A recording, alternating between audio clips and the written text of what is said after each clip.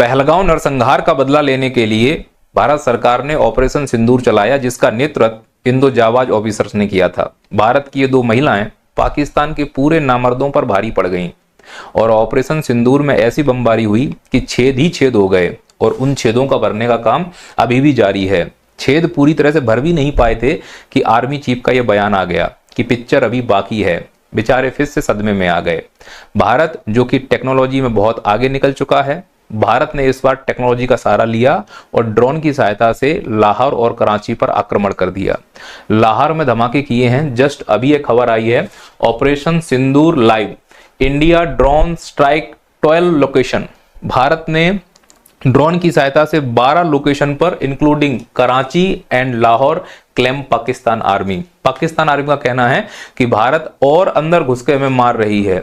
इस बार ड्रोन लेकर आए हैं, हम पकड़ ही नहीं पा रहे हैं। पिछली बार आए तो 9 ठिकानों को बॉम्ब ब्लास्ट करके चले गए, हम उनकी एक भी मिसाइल को नष्ट नाबूद नहीं कर पाए। 24 मिसाइल भारत ने दागी और 24 में से 24 जाकर वहां पर अटैक हुई, एक भी नहीं रोक पाया पाकिस्तान सिंदूर 2 का ऑपरेशन भी नहीं रोक पाया। हम जाके कराची और लाहौर में जाके ब्लास्ट कर रहे हैं कुछ इस प्रकार से। इस वक्त की सबसे बड़ी खबर आपको बता दें, और बड़ी खबर पाकिस्तान के कराची से मिल रही है, जहां पर जोरदार ब्लास्ट हुआ है। पूरा शहर धमाके से दहल उठा है और ये बताया जा रहा है कि कराची में ये बड़ा ब्लास्ट हुआ है। पाकिस्तान के कराची से इस वक्त की बड़ी खबर, धमाका हुआ है।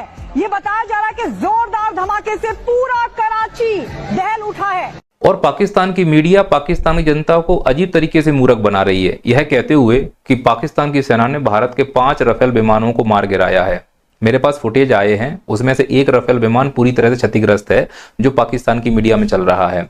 ये वाला जो राफेल विमान है, यह पाकिस्तान ने पूरी तरह क्षतिग्रस्त कर दिया है। बाकी 4 की हालत आप देख ही रहे हो। इन खिलौनों को पाकिस्तान की मीडिया में शायद राफेल बताकर पेश किया जा रहा है और वहां की जनता खुश हो रही है कि हाँ हमारी सेना कितनी बहादुर है कि उसने भारत के 5 राफेल विमानों को मार गिराया है। अरे पाकिस्तानियों, कभी तुमने राफेल को पास से भी देखा है? तुम्हारी हैसियत भी है? राफेल को टच करने का भी पैसा नहीं है तुम्हारे पास, साले मार गिराओगे तुम। और तुम्हारी सेना तो बड़ी हुड़क चुल्लू है, वो इस प्रकार की झूठी तारीफ में पता नहीं क्या सोच रही है और सीने पर मेडल टांग के घूमती है। मैं तो पाकिस्तान की जनता से कह रहा हूं कि भाई, एक बार तुम अपने इन आर्मी ऑफिसर से पूछो कि ये मेडल तुम्हें मिले कहां से। 1965 में भारत पाकिस्तान का युद्ध हुआ, तुम्हें पटक के मारा गया। 1971 में दौड़ा के मारा गया और 1991 में रगड़ के मारा गया। तो तुम्हें मेडल देता कौन है? आपस में ही मेडल खेल रहे हो क्या? कहां से आई इतने मेडल? उत्तरी की कहीं ये वो मेडल तो नहीं है जो भारत में कचड़े में फेंक दिए जाते थे और निरंतर चोरी हो रहे थे। अबे साले चोटो, चोरी किए हुए मेडल लगा रहे हो? तुम्हारी हैसियत है इन मेडलों को छाती पे लगाने की? छाती है, सीना तो मर्दों का होता है। साले कायर लोगो, तुम लोग जो ये मेडल लगा के घूम रहे हो ना, ये बहादुरों पर शोभा देते हैं, कायरों पर नहीं। अगर तुम कायर नहीं होते ना तो निर्दोषों को नहीं मारते, जैसा पुंछ में 13 लोगों को मार दिया।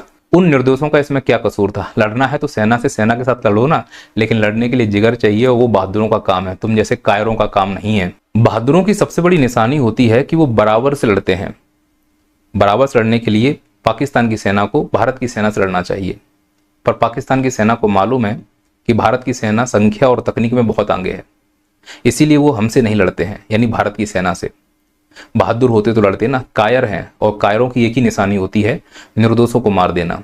पहले इन लोगों ने पहलगांव में निर्दोषों को धोखे से मारा, फिर उन्होंने पुंछ में गुरुद्वारे पर अटैक करके निर्दोषों को धोखे से मारा। 14 निर्दोष लोग मारे गए, जिसमें 4 सिपाही थे। अगर तुमको लड़ाई करनी है तो सेना से करो, तकनीक विकसित करो। भारत की तकनीक देखी है। भारत ने ऑपरेशन सिंदूर के जरिए पाकिस्तान में 21 मिसाइल दागी, पाकिस्तान की सेना एक मिसाइल नहीं रोक पाई। इसका मतलब तुम्हारा सिक्योरिटी सिस्टम फेल है। दूसरा, वो 21 मिसाइलें केवल उन क्षेत्रों में दागी गई जहां पर आतंकवादी थे, एक भी पाकिस्तानी निर्दोष नहीं मारा गया। ये होती है तकनीक। और तुम्हारा काम क्या है? केवल निर्दोषों को मार रहे हो, फिर हाय तौबा मचाते घूमते हो। अगर लड़ाई करनी है तो बराबर से करो, पर बराबर से लड़ाई करने के लिए तुम्हारे पास तकनीक भी होनी चाहिए। हमने रॉकेट दागी, तुम एक भी नहीं रोक पाए। काउंटर में तुमने रॉकेट दागी, हमने तुम्हारी रॉकेट को तुरंत नस्तो नाबूद कर दिया। इस स्तर पर लड़ाई करो, पूरी दुनिया को दिखाओ कि हाँ हमने भी काम किया है। गीदड़ भभकी दे रहे हो, पर इस लेवल पर तकनीक बनाने के लिए अपने युवाओं को धर्म की अफीम से बाहर निकालना होगा, उनको रिसर्च के काम सिखाने होंगे। पर तुम तो ऐसे देश हो जहां पर तुम्हारा युवा धर्म की अफीम चाट रहा है, आतंकवादी के जनाजे में जाता है। देखिए, आर्मी इन आतंकवादियों के जनाजे में खड़ी हुई है, इनको शहीदों का दर्जा दिया जा रहा है। कितनी शर्म की बात है। जब देश में आतंकवादियों को समर्थन मिलता हो, आतंकवादी संगठनों को संरक्षण मिलता हो, उस देश में तकनीक की क्या उम्मीद कर सकते हैं। तो पाकिस्तानी आवाम, जो जनता मुझे सुन रही है, समझे कि तुम्हारी सरकार तुम्हें मूर्ख बना रही है, तुम्हारे जो धर्म मौलवी गुरु हैं वो तुमको गलत रास्ते पे ले जा रहे हैं, इससे तुम्हारा कोई उद्धार नहीं होगा। जागो, समझो और अपने बराबर वालों से जाके बात करो।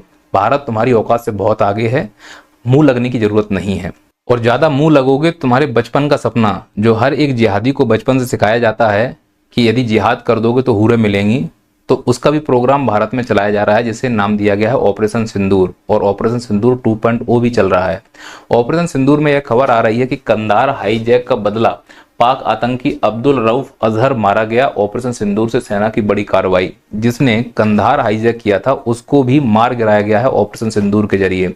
तो पाकिस्तान में यह आतंकवादी क्या कर रहा था, और पाकिस्तानी ये कहते हैं कि हम आतंकवादियों को शरण नहीं देते हैं। सरेआम दिख रहा है, तुम्हारी जमीन पर मारा जा रहा है और तुमको मालूम ही नहीं है। तो फिर यह स्वीकार करो कि तुम्हारा इंटेलिजेंस, तुम्हारी पुलिस, उसे कुछ जानकारी नहीं है कि तुम्हारे क्षेत्र में कौन रह रहा है। तो जब कुछ जानकारी ही नहीं है तो इंटेलिजेंस फेलुअर है। वो अगर इंटेलिजेंस फेलुअर है तो तुम्हारे घर में घुस के मारना कितना मुश्किल होगा। शायद इसीलिए हम कराची और लाहौर में घुसकर तुम्हें मार रहे हैं, और अगर नहीं सुधरोगे तो यह कराची और लाहौर तुमको वापस भी नहीं किया जाएगा। अब तो पाकिस्तान के सभी आतंकवादी उस आतंकवादी को ढूंढ रहे थे जिसने ये कहा था कि जाओ मोदी से कह देना, और इन्होंने मोदी से कह दिया। अब मोदी किसी की नहीं सुनेंगे, क्योंकि अब चल रहा है इस देश में ऑपरेशन सिंदूर, और यह ऑपरेशन सिंदूर रानी लक्ष्मीबाई के वंशजों के द्वारा चलाया जा रहा है।